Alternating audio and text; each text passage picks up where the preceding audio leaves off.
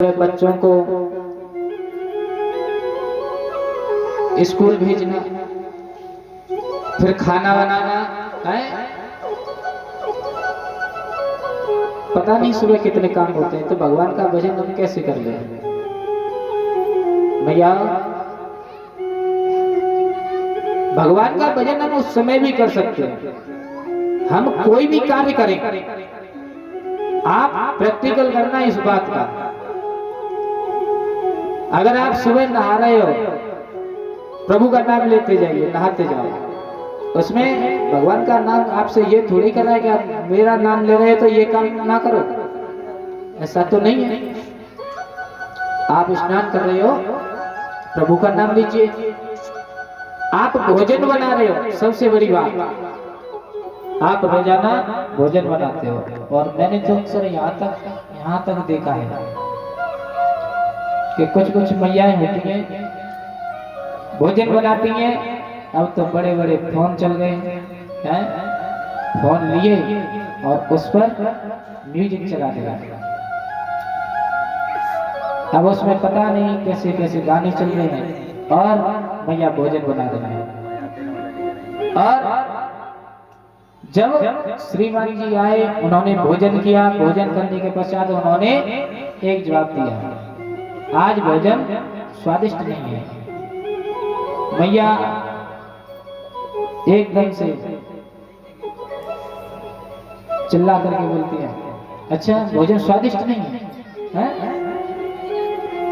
हम बना रहे हैं तो भोजन स्वादिष्ट नहीं। एक बार आप बना करके देखिए, तब आपको पता चलेगा स्वादिष्ट है कि नहीं। लेकिन भैया जिस तरह आप वह म्यूजिक बजा करके रखते हो, उसी जगह पर आप भगवान का भजन, आप अपने फोन से भगवान का भजन भी श्रवण कर सकते हो। अगर फोन से नहीं कर सकते तो अपने मुख से ही प्रभु का नाम लीजिए और फिर आप खाना बनाइए और फिर उसका स्वाद देखना। आप भोजन और प्रसाद न जाने कहां पर ग्रहण करते हो, लेकिन जहां पर भंडारा होता है ना, आप उस भंडारे को ग्रहण करना, प्रसाद को ग्रहण करना, उसका स्वाद और अन्य जगहों पर जो आप भोजन सामग्री ग्रहण करते हो उसका स्वाद बहुत अलग रहता है, बहुत अंतर रहता है। ये समझो, आप जो कुछ भी करो, जहां तक हो वहां तक प्रभु का नाम लेते रहो। बोलिए गोविंद भगवान की जय। आज भैया जिस समय श्री सूत जी महाराज सोनकाद 88 ऋषियों को कथा श्रवण करा रहे हैं और कह रहे हैं कि राजन,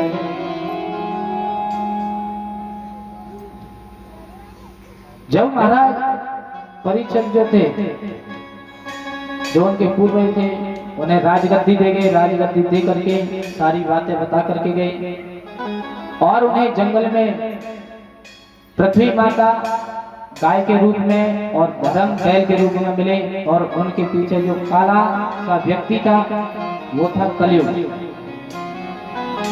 वो आया, उनसे उनकी मुलाकात हुई, भेंट हुई। क्रोध आया परीक्षित जी महाराज को और उन्होंने उसे मारना चाहा, लेकिन उसने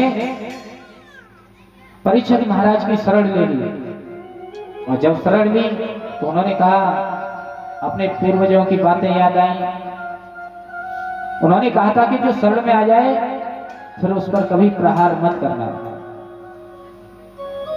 तब उसे जगह दी। जगह देने के पश्चात मैया उसने मांगा, मुझे जगह दीजिए, कहीं रहने का स्थान बता दीजिए। तब मैया परीक्षित जी महाराज ने कुछ जगह बताई कि जहां पर मदिरापान होता हो, जहां वेश्याओं की संगति होती हो, जहां जुए होते हो। और मैया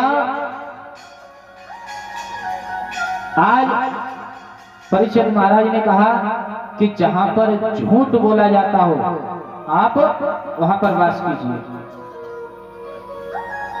और जब इतनी बातें सुनी कलयुग ने, तो उन्होंने हाथ जोड़ करके कहा, महाराज आपने मेरा घर तो बड़ा सुंदर दिया है, आपके राज्य में जो कि पूरी पृथ्वी पर फैला हुआ है, ये सब कार्य कहीं पर नहीं होते, लेकिन आपने यह जगह मुझे दे ही दी है, तो आप एक काम कीजिए, मुझे कोई एक ऐसी जगह दीजिए जहां पर अगर कोई अतिथि आए, यानी कहने का तात्पर्य भैया, हम अपना जब घर बनाते हैं तो एक रूम, एक कमरा ऐसा बनाते हैं कि कोई गेस्ट या अतिथि जो आते हैं हम उसमें ठहरा सकें,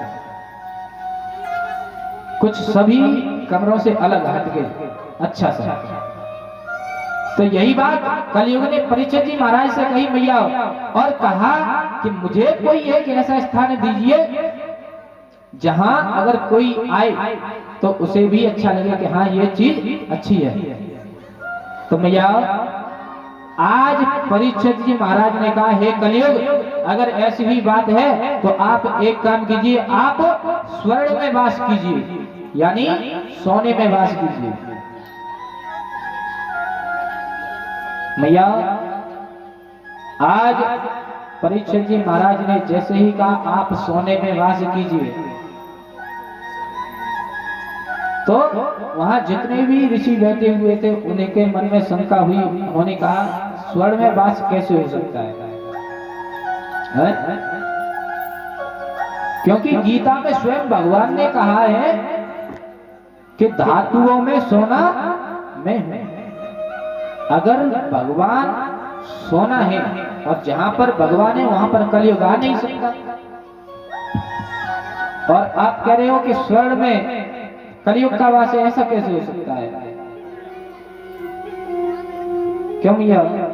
और कुछ मैया तो ये सोच रही होगी सोने में कलयुग का वास है, तो सोना तो हम भी पहने हैं, कोई कुंडल पहने, कोई सोने की अंगूठी, कोई लग है, ऐसा विचार आया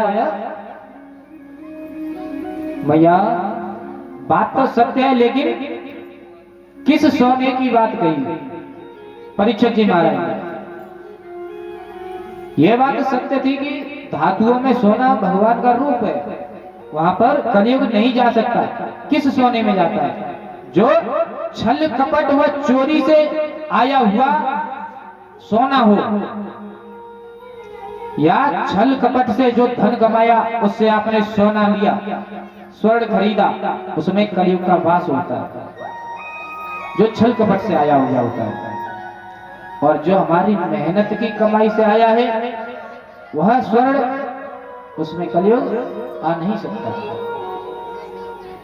और जो छल कपट की कमाई होती है ना भैया, अगर उसे हम अपने पास रखते हैं तो वह ज्यादा दिन नहीं,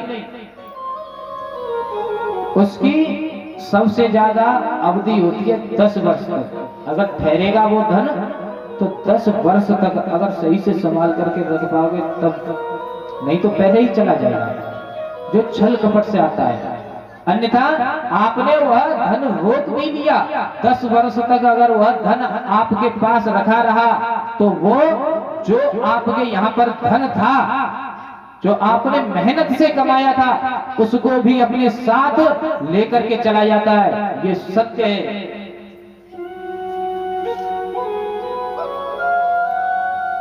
तो आज इस प्रकार से उन्हें जगह दे करके मैया परीक्षित जी महाराज अपने घर आते हैं। घर आकर के उन्होंने अपने राजकोष को देखा, और राजकोष में उन्हें एक ऐसा मुकुट मिला जिसे देखते ही परीक्षित जी महाराज मोहित हो गए। उन्हें बड़ा सुंदर मुकुट है, इसे तो मैं आज पहनूंगा। और मैया जैसे ही मुकुट को उन्होंने पहना तो उसी समय कलयुग को मौका मिल गया, और कलयुग को मौका मिलते ही उसने स्वयं आकर के परीक्षित जी महाराज के मुकुट पर जो सोना था उसमें अपना स्थान ग्रहण कर लिया। और जैसे ही कलयुग ने वास किया तो मैया जो परीक्षित महाराज थे उनकी जो मति थी आज कलयुग ने बिगाड़ दी, और मति को बिगाड़ने के पश्चात आज जो राजा पशु पक्षियों पर दया करता था वही आज शिकार करने के लिए जंगल में जा रहा है। और जंगल में गया। मैया शिकार खेलते खेलते काफी समय व्यतीत हुआ और समय व्यतीत होने के पश्चात उसके मन में विचार आया कि अब मुझे कोई ना कोई शिकार करनी चाहिए और एक हिरण के पीछे पड़ गया। और मैया दौड़ते दौड़ते वह जब थक गया तो एक ऋषि के आश्रम पर पहुंचा। और मैया जब वह ऋषि के आश्रम पर पहुंचा तो वहां जाकर के उनसे उन्होंने जल मांगा, लेकिन जो ऋषि थे वह तप में भगवान के भजन में लीन थे, उन्हें कुछ भी पता नहीं कि क्या हो रहा है। और राजा परीक्षित उस कलियुग की वजह से उन्हें क्रोध आया। क्रोध में आकर के उन्होंने वहां पर मृत पड़ा हुआ सर्प देखा और कहने लगे कि हे साधु महात्मा, तू मुझे देख करके ये ढोंग कर रहा है, तुझे पता नहीं मैं एक राजा हूं और तूने मुझे आते हुए देखकर अपनी आंखें बंद कर ली। अगर ऐसी ही बात है तो ये ले। और मैया अपना एक बाण निकाला और उस बाण की नोक से उस सर्प को उठा करके उनके गले में डाल दिया। और जैसे ही गले में डाला तो ये बातें उनके पुत्र को पता चली। जैसे ही श्रृंगी ऋषि को पता चली, जो कि गंगा में स्नान कर रहे थे, और मैया जैसे ही उन्हें इस बात का पता चला कि किसी राजा ने मेरे पिताजी का अपमान कर दिया है, तो मैया वह रोने लगे और रोते रोते वह अपने पिताजी के पास आए, बड़े क्रोध में आए और उन्होंने वहीं से जल लिया और जल लेकर के श्राप दिया और कहा कि हे राजन, जिस मृत सर्प को तूने मेरे पिता के गले में डाला है, और मैं तुझे श्राप देता हूँ कि यही तक्षक आज से 7वें दिन तुझे डस लेगा, जिसके डंस मारने से तेरी मृत्यु हो जाएगी। और जब इस प्रकार मैया श्राप दिया, इधर तो राजा परीक्षित जो थे वो अपने महलों में आ चुके थे, और मैया इधर जैसे ही राजा परीक्षित जी को श्राप दिया और वो अपने पिताजी के पास जैसे श्रृंगी ऋषि पहुंचे, उन्होंने कहा, पिताजी ने अपनी आंखें खोली। आंखें खोलने के पश्चात पूछा, बेटा क्या बात है? जब सारी बातें बताई तो उन्होंने कहा कि ये सब कलयुग की वजह से हुआ है। अरे वो तो बहुत बड़ा धर्मात्मा राजा, ये तुमने बहुत गलत किया, लेकिन अब श्राप दे ही दिया है तो उन्हें सचेत भी कर दीजिए। तो भैया उन्होंने अपने 2 शिष्यों को वहां पर भेजा और शिष्यों को भेजने के पश्चात उनसे कहा कि राजन, आपको श्राप लग चुका है और आज से 7वें दिन आपकी मृत्यु हो जाएगी। जब ऐसी बात उन्हें पता चली मैया, तो राजा परीक्षित जो थे उन्हें जैसे ही पता चला कि मैंने ऋषि का अपमान कर दिया तो बहुत शोक मनाने लगे, दुख प्रकट करने लगे, कहने लगे कि ये मेरे हाथ से आज क्या हो गया। और जैसे ही उन्हें पता चला कि मुझे श्राप लग गया है और 7वें दिन मृत्यु हो जाएगी, तब मैया उन शिष्यों ने जैसे ही कहा था उसी समय राजा परीक्षित जोर जोर से हंसने लगे। और जैसे ही वह हंसने लगे तो सभी अचंभित रह गए। उन्होंने कहा, भाई किसी की अगर मृत्यु नजदीक आ जाए, अगर किसी को पता चल जाए कि भाई हमारी मृत्यु 2 दिन बाद या 3 दिन बाद हो जाएगी, ये निश्चित है, तो उस समय व्यक्ति हंसता थोड़ा ही है, वो तो शोक प्रकट करता है। क्यों भैया? अगर हमें यह पता लगे कि हमारी मृत्यु आज से 5वें दिन या 6वें दिन या 7वें दिन हो जाएगी, तब क्या हम हंसेंगे? अपने मन में विचार करेंगे कि भाई ऐसा कैसे हो सकता है? अभी तो मुझे बहुत कुछ देखना है, मुझे ये कार्य करना था, मुझे ये कार्य करना था। कोई सोचता है, भाई मुझे तो कहीं प्लॉट भी लेना था, मकान बनाना था, बच्चों की शादी करनी थी, मुझे ये करना था, वो करना था। तब शिष्यों ने कहा कि राजन, आप हंस क्यों रहे हो? इतनी बात सुन करके आप हंस रहे हो, ऐसा क्या है? अरे अगर किसी को पता चले तो वो तो शोक प्रकट करता है। तब राजा परीक्षित ने बड़ी ही सुंदर बात कहा कि हे ऋषियों, मैं हंस इसलिए रहा हूं कि अब मुझे साफ साफ पता चल गया कि मेरी मृत्यु आज से 7वें दिन होगी, उससे पहले मैं नहीं मर सकता। लेकिन इस संसार में कोई व्यक्ति ऐसा नहीं है कि जो दावा के साथ ये कह दे कि मैं अभी जीवित हूं और कल भी जीवित रहूंगा। क्या किसी को पता है अभी हम यहाँ बैठे हैं और कुछ पलों में क्या हो जाए? है? किसी को पता है क्या? आज हम यहाँ हैं, कल न जाने कहां हो। लेकिन परीक्षित महाराज कह रहे हैं कि मैं अब छाती ठोक करके सबसे कह सकता हूं कि मैं 7वें दिन मरूंगा, लेकिन कोई ये दावा नहीं कर सकता, कोई भी,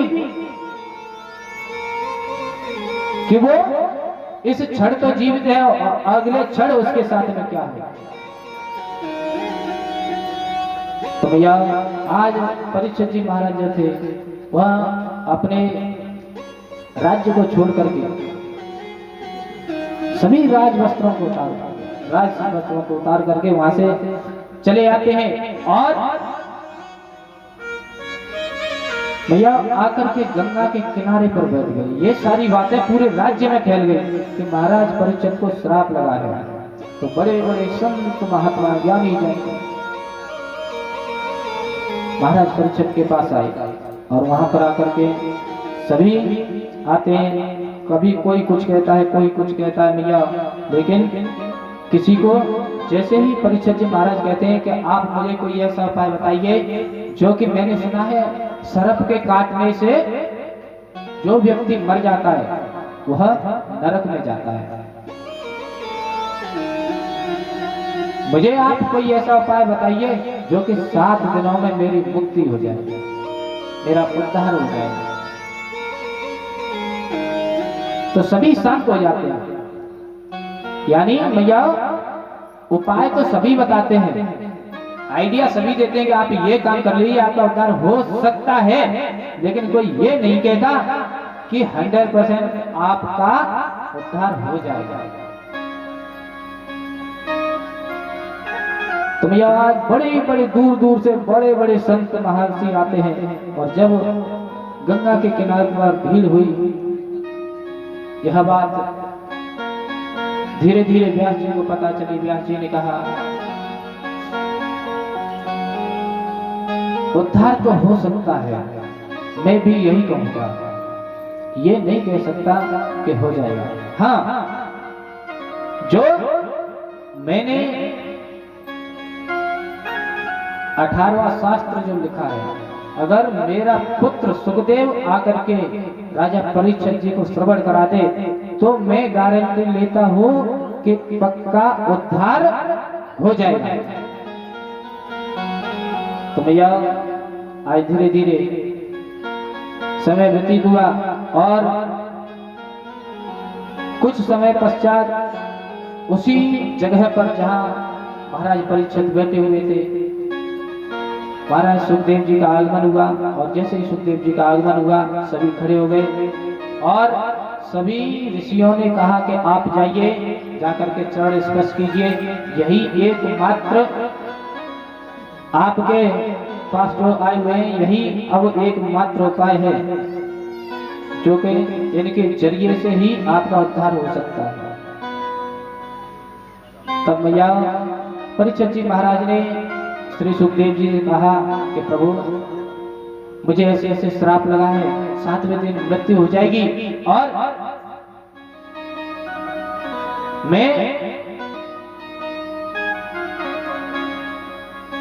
मैंने सुना है कि जो कोई भी जीव हो, कोई भी व्यक्ति हो, अगर किसी को सर्प काटता है तो वो नरक में जाता है।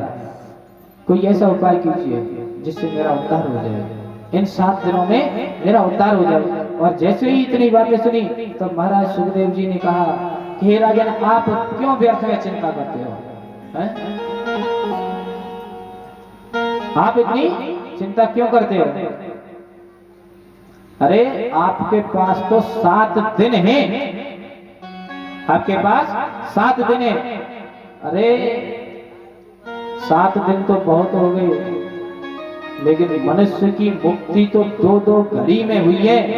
जब किसी को पता चली कि उसकी मृत्यु कब होनी है और उस समय पता चला कि 2 घड़ी बाद मृत्यु हो जाएगी और 2 घड़ी में ही उसने अपना उद्धार कर लिया, तो आपके पास तो 7 दिन है, उद्धार क्यों नहीं हो सकता? निश्चित है आपका उद्धार होगा। और भैया जब इस प्रकार से कहा तब उन्होंने कहा ठीक है प्रभु। तब उन्होंने कहा कि हे राजन आप बैठ जाइए और अपने मन को एकाचित करके जो मैं प्रभु की चर्चा आपको श्रवण कराऊंगा उन सभी को आप श्रवण कीजिए। कहीं ऐसा ना हो आपका मन कहीं दूसरी जगह चला जाए और मैं बोलता रहूं। तब परीक्षित जी महाराज ने कहा प्रभु अब जब श्राप मुझे लगा है उस समय से मुझे यह सब प्रतीत हो गया है कि यहाँ पर कुछ नहीं है, ये संसार मिथ्या है, यहाँ कोई अपना नहीं है, ये सब माया जाल है। और आप जो भी कहोगे मैं वही करूंगा। और मैं जब इस प्रकार से कहा तब श्री सुखदेव जी महाराज को आसन दिया। आसन दे करके नीचे परीक्षित जी महाराज बैठे हैं और सभी संतगण बहुत से बड़े बड़े महर्षि वहां पर आते हैं और आकर के श्री सुखदेव जी के मुखारविंद से कथा को श्रवण करने लगे। तब वो कहने लगे कि हे राजन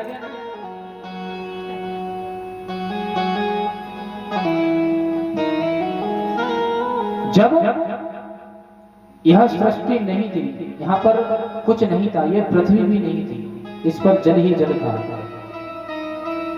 तब प्रभु के मन में आया था कि उन्हें सृष्टि की रचना करनी है। तो मैया जैसा कि हमने प्रथम दिवस में बताया था कि ईश्वर क्या है। ईश्वर जब भी था जब यह सृष्टि पर कुछ नहीं था। ईश्वर जब भी है जब इस सृष्टि पर सब कुछ है।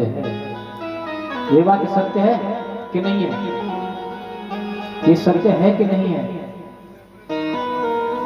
ईश्वर तो जब भी था जब यहाँ पर कुछ नहीं था, और ईश्वर जब भी है जब यहाँ सब कुछ है, और ईश्वर जब भी होगा जब यहाँ पर कुछ नहीं होगा। ये बात सत्य है। तो जहां सत्य होता है वहीं पर ईश्वर है। तो मैया श्री सुखदेव जी ने कहा कि प्रभु के मन में इच्छा प्रकट हुई, काफी समय बीत जाने के बाद के सृष्टि की रचना करनी चाहिए।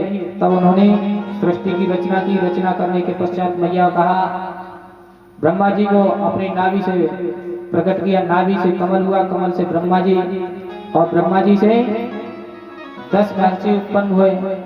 और जो 4 ऋषि थे, सनक सनातन यानी सनकादि जो ऋषि थे, सनक सनंदन सनकादि, ये चारों ऋषि जैसे ही उत्पन्न हुए मैया, तो ब्रह्मा जी ने कहा कि आप एक काम कीजिए, आप सृष्टि की रचना करने में मेरी सहायता कीजिए। और जिस समय मैया जो चारों ऋषि थे इनसे ब्रह्मा जी ने आज्ञा दी, तो इन्होंने स्पष्ट मना कर दिया कि पिताजी इस मोह माया में हम नहीं पड़ेंगे। पहले हम आपसे एक वरदान चाहते हैं। तब ब्रह्मा जी ने कहा बोलिए क्या वरदान चाहिए? उन्होंने कहा कि हम जो चारों भाई हैं हमारी 5 वर्ष की ही अवस्था रही। और जब ब्रह्मा जी ने यह वरदान दे दिया और जब सृष्टि रचना करने की कही, तो उन्होंने कहा हम सृष्टि रचना नहीं कर सकते, हम भगवान का भजन करेंगे, हमें इस मोह माया में फंसने की पड़ने की हमें कोई जरूरत नहीं है, आप किसी और का सहारा ले लीजिए। जब मैया उन्होंने ऋषियों को प्रकट किया, सभी ऋषियों ने भी मना कर दिया। और मना करने के पश्चात मैया ब्रह्मा जी को क्रोध आया, और जब क्रोध आया तो उनकी भ्रकुटी से एक बालक उत्पन्न हुआ, जो कि रोता हुआ जैसे ही ब्रह्मा जी के समक्ष में आया और उसने कहा कि मेरे लिए क्या क्या है, मैं क्या करूं। तो जैसे ही वह रोया था तो ब्रह्मा जी ने कहा कि आप रोए हो, इसलिए आप रुद्र और रुद्राणी देकर के कहा कि आप मेरी मदद कीजिए सृष्टि रचना में। जब ऐसा कहा तो मैया उन्होंने सृष्टि रचना में ब्रह्मा जी की मदद की। तो उन्होंने जैसे ही सृष्टि रचना करना शुरू किया तो सर्वप्रथम उन्होंने कीड़े मकोड़े बिच्छू आदि भूत प्रेत इनको उत्पन्न किया, और जैसे ही मैया इन सबको उत्पन्न किया ब्रह्मा जी ने देखा तो उनसे मना कर दिया और कहा कि आप यह सब अपनी रचना को बंद कर दीजिए। और जब उनसे मना किया और उनसे कहा कि आप जाइए, मैं कुछ और प्रयत्न करता हूं, तब उन्होंने अपने शरीर का मंथन किया, और मंथन करने के पश्चात अपनी भुजाओं से जब मैया मंथन किया तो उसमें से मनु और शत्रुघ्न नाम के दो स्त्री और पुरुष प्रकट हुए। जब वह प्रकट हुए, जब ब्रह्मा जी ने उन्हें आदेश दिया और कहा कि आप मेरी सृष्टि रचना में मदद कीजिए, तब उन्होंने कहा ठीक है, और ब्रह्मा जी ने उन दोनों का विवाह कराया। विवाह कराने के पश्चात भैया उनसे 5 संतानें उत्पन्न हुई। 5 संतानें उत्पन्न होने के पश्चात 3 पुत्री और 2 पुत्र। 3 पुत्रियां थी जिनके नाम थे आकुति, देवहूति, प्रसूति, और जो 2 पुत्र थे वो थे प्रियव्रत और उत्तानपाद। उनसे जब सृष्टि रचना का आदेश दिया तो मैया जब धीरे धीरे यह सृष्टि रचना बढ़ने लगी, तब उन्होंने कहा अब सृष्टि रचना जैसे ही हम आगे बढ़ाएंगे तो कोई भी जीव जब उत्पन्न होगा वो रहेगा कहां पर, पृथ्वी तो है ही नहीं। तब उन्होंने भगवान से प्रार्थना की। जब ब्रह्मा जी आए तो ब्रह्मा जी ने कहा ठीक है, मैं नारायण से जाकर के प्रार्थना करता हूं। तब वह भगवान विष्णु के पास गए और जाकर के प्रार्थना की। तब मैया उन्होंने वहां पर ब्रह्मा जी को सांत्वना दी और कहा कि आप अपने कार्य पूर्ण कीजिए, मैं पृथ्वी को लेकर के आता हूं, जो कि पाताल लोक में मैया हिरण्यकश्यप का भाई हिरण्याक्ष ले गया था। तब उन्होंने शिवा का रूप अवतार किया और उस पृथ्वी को लेकर के आए और ला करके वह उन्हें भेंट दी। जब इस प्रकार से कहा मैया, तब सूर्य जी महाराज ने कहा, सूर्य जी महाराज से 88,000 ऋषियों ने कहा कि महाराज ऐसा कैसे हुआ, ये कौन है हिरण्याक्ष। तब बताया कि ये भगवान विष्णु के पार्षद थे। जय और विजय नाम के 2 पार्षद थे। और एक बार ये चारों सनत कुमार जब प्रभु के दर्शन के लिए आ रहे थे तो इन दोनों ने अहंकार वश इन्हें रोक दिया। उन्होंने सोचा कि जब हम प्रभु के बड़े ही प्रिय भक्त हैं, हमारी आज्ञा के बिना कोई भी अंदर नहीं जा सकता है। उसी समय सनत कुमारों का आह्वान हुआ और जैसे ही वो जा रहे थे उन्होंने उन्हें रोक दिया। उसी समय सनत कुमारों ने श्राप दे दिया। जब श्राप दिया तो कहा कि तुमने हमें प्रभु से मिलने में 3 क्षण हमारे नष्ट हुए हैं, इसलिए हम आपको श्राप देते हैं कि आप 3 जन्मों तक राक्षस योनि में पैदा हुआ जन्म लोगे। जब इस प्रकार से यह श्राप दिया, इसमें भी प्रभु की ही लीला थी।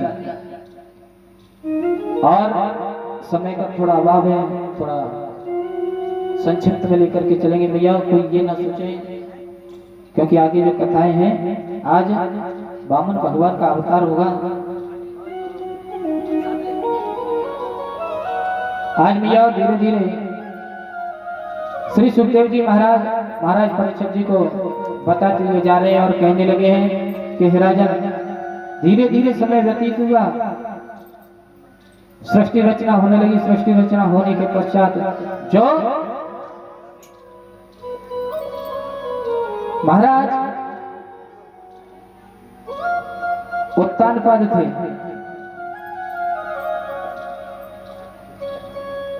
आज मैया श्री सुखदेव जी कह रहे हैं कि जो महाराज उत्तानपाद थे, आज मैं आपको उनके बारे में बताता हूँ। और कहने लगे कि जो उत्तानपाद थे उनकी पत्नी थी सुनीति। जो मैया सुनीति थी, वो दोनों आपस में बड़े ही प्रेम करते थे और बड़े ही प्रेम भाव से अपना राज्य को निर्वाह कर रहे थे। और धीरे धीरे समय व्यतीत हुआ और जब काफी समय व्यतीत होने के पश्चात मैया एक समय वो आया कि सभी लोग महाराज को उलाहना देने लगे। सामने तो कोई कुछ नहीं कहता, लेकिन पीठ पीछे कहने लगे कि राजा की शादी को काफी समय व्यतीत हो गया, लेकिन महाराज के यहाँ पर कोई भी संतान नहीं है। और जब इस प्रकार से मैया महाराज ने सुना तो महाराज कहने लगे, अगर राजा ही अगर प्रजा को दंड देने लगा छोटी छोटी बातों पर, तो उस राज्य का ही क्या होगा। तो आज जो महाराज उत्तानपाद है, इन बातों को अनसुना कर देते हैं, लेकिन मैया धीरे धीरे यही बात मैया सुनीति के पास भी पहुंचे। और जब मैया सुनीति के पास यह बात पहुंची तो आज वह विचार करने लगी कि सभी लोग ये कहते हैं कि महाराज के यहाँ पर न तो कोई पुत्र है न कोई पुत्री है। और ऐसा मन में उन्होंने विचार किया। ऐसा विचार करने के पश्चात एक बार राज्यसभा से मैया ने महाराज उत्तानपाद को बुलाया। और जब मैया सुनीति ने महाराज उत्तानपाद को बुलाया और कहा कि राजन, मैंने सुना है सभी लोग ये कहते हैं कि आप निर्वंशी हो। अगर सभी लोग ऐसा ही कहते रहे तो जो राज्य में हमारी इज्जत करते हैं वही लोग बेइज्जती करने लगेंगे, और जहां सम्मान नहीं वहां पर जीने का कोई अधिकार नहीं। जहां अगर हमारा सम्मान नहीं तो ऐसे जीवन को धिक्कार है। तब मैया राजा ने कहा कि रानी, ये बात तो मुझे पता है कि सभी लोग हमारे बारे में क्या बातें करते हैं, लेकिन इसमें हम क्या कर सकते हैं। ये तो विधि का विधान है, ये तो प्रभु की इच्छा है। अगर हमारे पास कोई संतान नहीं है तो इसमें हमारा क्या दोष है। ये तो संसार है, ये तो लोग हैं, कहते रहते हैं, कभी कुछ कहते हैं कभी कुछ कहते हैं। अगर हम इनके कहने से चलेंगे, मैं एक राजा हूं, कुछ नहीं हो सकेगा, क्योंकि लोगों का कार्य है कहना। और ये बात भी सत्य है कि जब हम कुछ कार्य नहीं करते और घर पर रहें तो यही लोग आएंगे और यही लोग कहते हैं कि अरे देखो इतना बड़ा हो गया है, कब तक घर पर पड़ा रहेगा, कब तक पड़ा पड़ा खाएगा। यही संसार के लोग। और मैया जब कोई व्यक्ति घर से बाहर निकल जाए ना और कहीं जाकर के नौकरी करे या काफी दिनों बाद आए, तो यही लोग फिर मालूम है क्या कहते हैं, अरे भाई अब तो बहुत बड़े आदमी बन गए हैं, अब तो आते भी नहीं है, अब तो आप रुकते भी नहीं है। लोगों का तो काम है कहना। एक समय तो वो था जबकि व्यक्ति घर पर था तब कहते थे पड़ा पता नहीं कब तक पड़ा पड़ा खाएगा। और आज वही लोग हैं और वही उसी व्यक्ति से आज वही लोग कह रहे हैं कि न जाने अब तो आप आते ही नहीं हो, बहुत बड़े आदमी हो गए ना। आज नाना प्रकार से राजा रानी को समझाता है, लेकिन रानी नहीं मानती। और मैया आज रानी ने कहा कि राजन, मेरी आपसे एक प्रार्थना है, आप एक काम कीजिए, मैं इस कलंक को अब सहन नहीं कर सकती जो सब लोग कहते हैं।